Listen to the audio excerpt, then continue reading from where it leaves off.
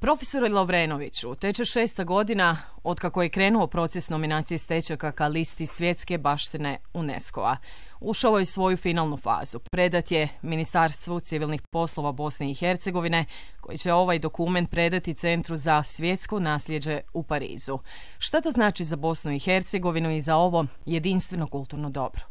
To je, kako ste i sami rekli, rezultat petogodišnjeg rada predstavnika 4 država Bosne i Hercegovine, Srbije, Hrvatske i Crne Gore.